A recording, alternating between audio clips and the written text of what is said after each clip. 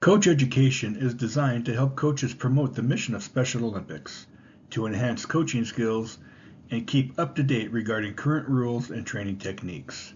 We are exploring new ways to reach more coaches across the state.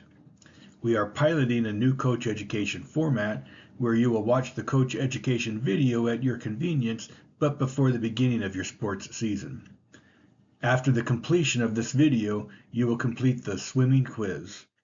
The sport certification will help enable you to coach Special Olympics athletes. This certification will be good for 3 years.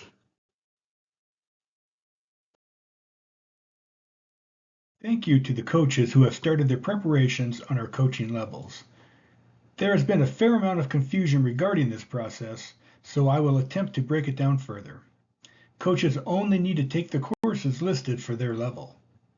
Courses not listed are great information for you to have, but are not needed for certification purposes. We would like all volunteers who are working with athletes to be Level 1 assistant coaches. At this level, you would need your concussion training as well as a sport-specific training to be renewed every 3 years. Those individuals that only want to coach, this is all you need. No need to change anything you are currently doing.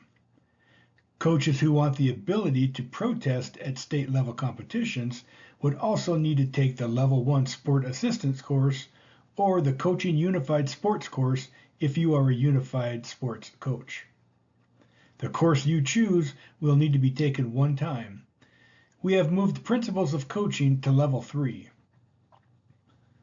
Coaches who want to continue their education and be eligible for U.S. Games can proceed to Level 2 Coach. You will need to have the Level 1 certification first, plus complete the Level 2 Coaching Assistance course. Coaching Special Olympics athletes is a course that SONA is currently finishing, and when complete, it will also be a requirement. Coaches who want to be responsible for the total practice environment and be eligible for U.S. and World Games can progress to Level 3 Head Coach. You would need to have Level 1 and Level 2 certifications in addition to taking the Principles of Coaching course. Head coaches will also be required to take additional courses to maintain their certification. The role of the coach is multidimensional, complex, and challenging. It is also one of the most rewarding aspects of being involved in sport. The coach facilitates the athletes to engage in sport with peers, opponents, supporters, and to encourage themselves to improve. Coaches must take on numerous roles as they engage with athletes, family members, officials, and other stakeholders. Roles can range from teacher to advisor, mentor to motivator, all of which are important roles supporting the athlete.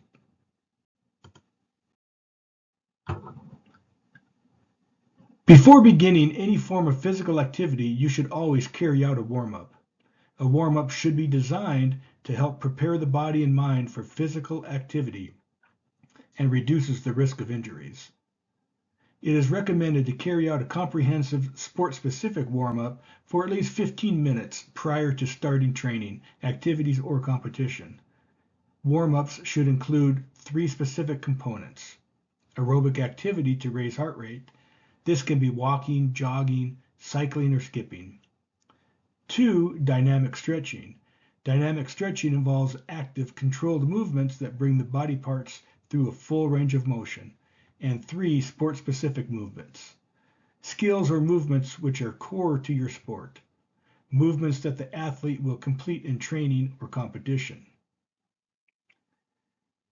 You want to cool down when your training, practice, or sport session is complete.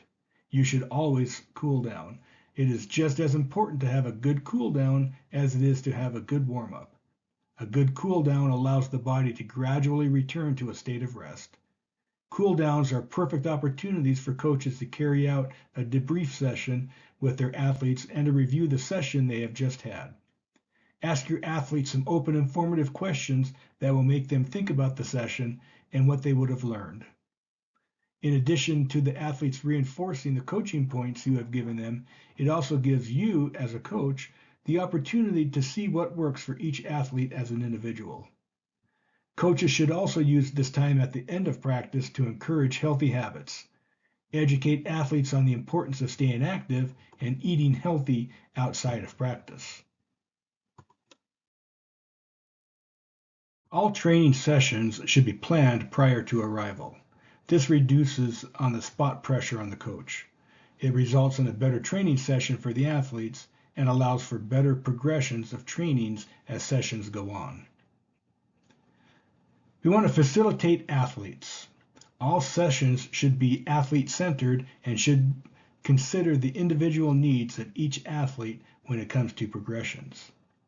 We want to adapt. Session structure should not be rigidly followed. Coaching is dynamic, meaning that it must be adjustable in the case of something unplanned happening. This means that your plans should always have several options included. You should be prepared with a backup activity, a progression, or a simplified activity if you find it is simply not working as planned. If it's not working as planned, that is okay. It happens to all coaches. The difference is that effective coaches are prepared for it. Reflect. Reflection is a key component of the coaching process. It presents coaches with the opportunity to self-analyze and self-improve after a training session.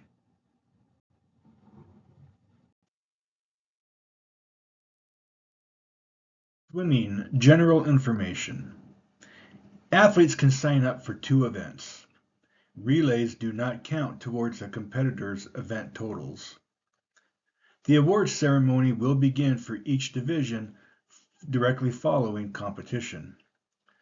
If you sign athletes up for back-to-back or closely occurring events, the possibility exists that the athlete may miss the award ceremony immediately following the heat, so they can compete in their second event.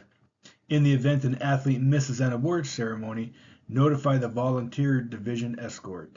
Awards missed may be picked up following an athlete's final competition.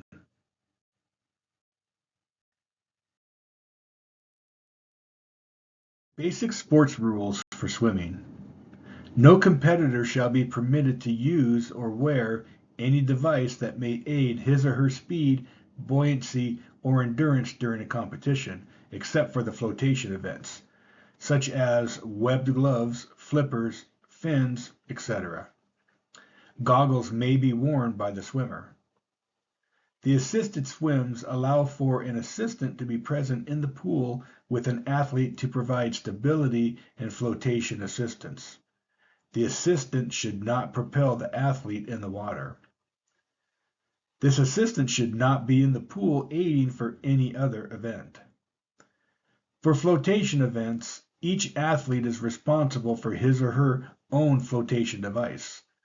The device must be of the body wraparound type, such that if the athlete were not to be able to hold on to the device will still support the athlete with his or her face out of the water. Only traditional foam-based life jackets are allowed. Flotation devices such inner tubes, floats, or swim noodles that wrap around the arms are not acceptable for use at any time. Speed aids such as flippers are not permitted. Standing on the bottom in the racing course is allowed for the purpose of resting. Walking on or jumping from the bottom must disqualify the competitor.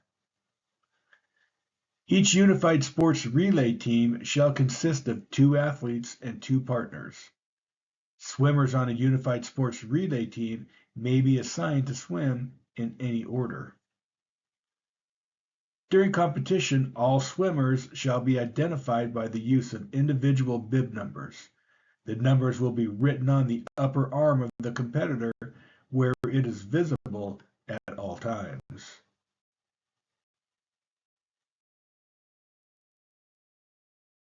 Swimming events for Special Olympics, Montana. Reminder, athletes can sign up for 2 events. Relays do not count toward a competitor's event totals. Events offered in the 25-meter backstroke, breaststroke, butterfly, flotation race, freestyle, freestyle relay, and freestyle unified relay. 10-meter assisted swim with kickboard, a 10-meter assisted swim, 15-meter races, the aquatic walk, flotation race, and unassisted swim. For 50 meters, we have backstroke, breaststroke, butterfly, freestyle. Freestyle relay, freestyle unified relay. For the 100-meter races, we have backstroke, breaststroke, freestyle. And for the 400-meter, we have freestyle.